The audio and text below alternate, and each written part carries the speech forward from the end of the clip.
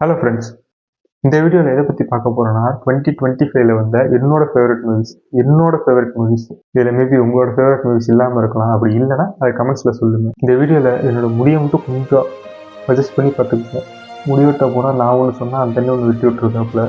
Hair cut பண்ண கையோட அந்த வீடியோ எடுத்துக்கிட்டு இருக்கேன்.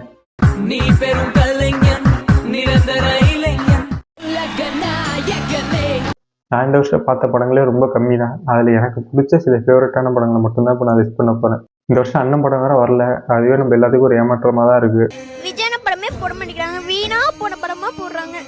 ஃபர்ஸ்ட் படம் வந்து மதகத ராஜா. இந்த படம் எனக்கு நல்லாவே ஒர்க் அவுட் ஆச்சு.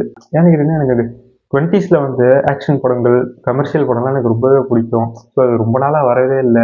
மதகத ராஜா அந்த ஒரு ஃப்ளேவரில் இருந்துச்சு. 13 வருஷத்துக்கு முன்னாடி வந்திருக்க வேண்டிய படமாக இருந்தாலும் இப்போ வந்துமே அது எனக்கு ரொம்ப ஒர்க் அவுட் ஆச்சு. அடுத்ததான் குடும்பஸ்தன். இந்த வருஷம் நான் பார்த்ததுலேயே எனக்கு ரொம்ப ரிலேட்டான படம் குடும்பஸ்தன் தான். எனக்கு மட்டும் இல்லை, என் ஃப்ரெண்ட்ஸ் நிறைய பேருக்குமே இந்த படம் ரொம்ப ரிலேட் ஆச்சு. ஏன்னா அந்த படத்தில் ஒரு மணிகண்டன் கேரக்டர் எல்லாத்துக்குமே கனெக்ட் ஆகிற வகையில தான் இருந்துச்சு. ஃபார் எக்ஸாம்பிள் சொல்லணும்னா, மணிகண்டன் வந்து அவருக்கு அவரே பேசிப்பார் நிறைய சீன்ல. அதெல்லாம் எனக்கு ரொம்பவே ரிலேட் ஆச்சு. அப்படி ரன்னிங்ல சால்வ் பண்ண பாரு. நீ ஒரு பையனுக்கு இருக்கக்கூடிய ப்ராப்ளம்ஸ் அவன் எப்படி ஹேண்டில் பண்ணுறான், ரொம்ப ஃபன்னாகவே கொண்டு போயிருப்பாங்க. இந்த படத்தில் வர எல்லா காமெடியுமே உண்மையுமே சூப்பராக இருந்துச்சு. மணிகண்டனாக இருக்கட்டும், குரு சோமசுந்தரமாக இருக்கட்டும், 2 கேரக்டருமே சூப்பராக இருக்கும். அடுத்த படம் வந்து விடாமுயற்சி. எனக்கு பர்சனலாக குட் பேட் அக்லியோட விடாமுயற்சி நல்லா இருந்த மாதிரி தோணுச்சு. ஒரு ஸ்க்ரீன் பிளே மேக்கிங் எல்லாமே சூப்பராக இருந்துச்சு. பட் அவ்வளோவா நம்ம ஆடியன்ஸுக்கு அது பெருசாக செட் ஆகலை. அடுத்த படம் பார்த்தீங்கன்னா பறந்து போ. ராம் சார் அவங்களோட படங்களில் ரொம்ப டிஃப்ரெண்ட்டான ஒரு ஃப்ளேவரில் இருந்தது இந்த படம். ஒரு அப்பா ஒரு பையன் போகிற ஒரு ரோட் ட்ரிப். அது ப்ராப்பரான ஒரு ரோட் ட்ரிப்பாக கூட இருக்காது. ஆனால் அதுக்குள்ளே நடக்கிற விஷயங்கள் அவங்களுக்குள்ளே இருக்குது. ஸோ அந்த மாதிரி அந்த படத்தில் வர எல்லா கேரக்டர்ஸும் மேக்ஸிமம் நல்லவர்களாக இருப்பாங்க. அடுத்து பார்த்தீங்கன்னா நம்ம பிரதிபரங்களாக இருக்குது. இந்த வருஷமே 2 படம் வந்திருக்கு. எனக்கு இந்த 2 படமே நல்லாவே ஒர்க் ஆச்சு. அடுத்ததான் வீர தீர சூரன். விக்ரமுக்கு இந்த படம் கம்பேக்காக இருக்குன்னு எல்லாருமே எதிர்பார்த்தது. ஆனால் யாருமே இந்த படத்தை கண்டுக்க கூட இல்லை. எனக்கு இந்த படம் ரொம்பவே பிடிச்சிருந்துச்சு. இதுவுமே ஒரு பக்கா கமர்ஷியல் படம் தான். இந்த படம் கம்ப்ளீட்டாகவே எனக்கு ஒர்க் ஆச்சு. அதில் விக்ரமோட கேரக்டராக இருக்கட்டும், எஸ்.ஜே. சூர்யாவோட கேரக்டராக இருக்கட்டும், எஸ்பெஷலி அந்த சிங்கிள் டேக் ஷாட் ஒன்று இருக்கும், அதெல்லாம் உண்மையாலுமே சூப்பராக இருந்துச்சு. அப்புறம் விக்ரம் அந்த ஃப்ளாஷ்பேக்கில் வர்றது அதுவுமே சூப்பராக இருக்கும். ஆனால் அந்த படம் ஏன் சரியாக போகலன்னு எனக்கு தெரில. அடுத்த படம் டூரிஸ்ட் ஃபேமிலி. இந்த வருஷம் வந்ததுலேயே ஓரளவுக்கு full and full positive review வந்தது டூரிஸ்ட் ஃபேமிலிக்கு மட்டும்தான். இந்த படமே ஒரு ஃபீல் குட் காமெடி ஜானர் தான். ரொம்பவே சூப்பராக இருக்கும்.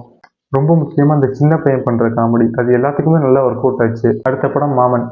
அந்த படமே நிறைய பேருக்கு ஒர்க் ஆகலை. ஆனால் எனக்கு அந்த படம் ஒர்க் ஆச்சு. அந்த படத்தை எமோஷனும் எனக்கு கனெக்ட் ஆச்சு. அடுத்ததாக ஓஹோ எந்தன் பேபி.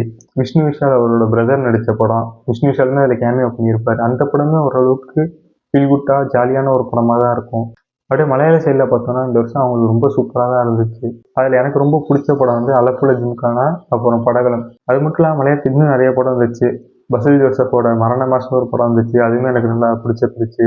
அப்புறம் 2 த்ரில்லர் படம் வந்துச்சு மலையாளத்தில், ரோன், அப்புறம் வந்து நரிவேட்டா. இந்த 2 படமே சூப்பராக இருந்துச்சு. அப்படியே ஹாலிவுட் சைட் போனால் F1. இந்த வருஷம் எல்லாருமே வயிறு விட்ட ஒரு படம் F1 தான். அந்த படத்தை நான் தேட்டரில் மிஸ் பண்ணிட்டேன், ஓடிடியில் தான் பார்த்தேன். அந்த ரேசிங் சீக்வன்ஸ்லாம் ஓடிடியில் பார்க்குறப்ப அவ்வளோ சூப்பராக இருந்துச்சு. அதெல்லாம் பிக் ஸ்க்ரீன் தேட்டரில் பார்த்துக்கணுன்னா இன்னுமே சூப்பராக இருந்திருக்கும். அடுத்ததான் மார்வலில் 2 படம் வந்துச்சு, தண்டர் போல்ட்ஸ், அப்புறம் ஃபென்டாஸ்டிக் ஃபோர். இந்த 2 படம் தான் எனக்கு நல்லா ஒர்க் அவுட் ஆச்சு. ரொம்ப நாள் கழிச்சு ஒரு மார்வல் படமாக எனக்கு ஃபீல் கொடுத்தது தண்டர் போல்ட்ஸ் தான். இன்னுமே சூப்பராக இருந்துச்சு. டிசி சைடில் பார்த்தா சூப்பர்மேன். அடுத்ததாக தலைவன் தலைவி. அந்த படமே ஒரு வில்லேஜ் பேக் ட்ராப்பில் அதுவுமே ஒரு சூப்பரான படமாக இருந்துச்சு. அந்த படத்துலையுமே நிறைய காமெடி எனக்கு ஒர்க் அவுட் ஆச்சு. அவங்க நம்மள மாதிரி நார்மல் பீப்பிள் கிடையாது गाइस, சொன்னா புரிஞ்சுங்க ப்ளீஸ். எனக்கு இன்னும் ரொம்ப பிடிச்ச ஒரு படம்னா அது மாரிசன். அந்த படம் ஏன் அவ்வளோ தூரம் கொண்டாடப்படுதுன்னு எனக்கு தெரில.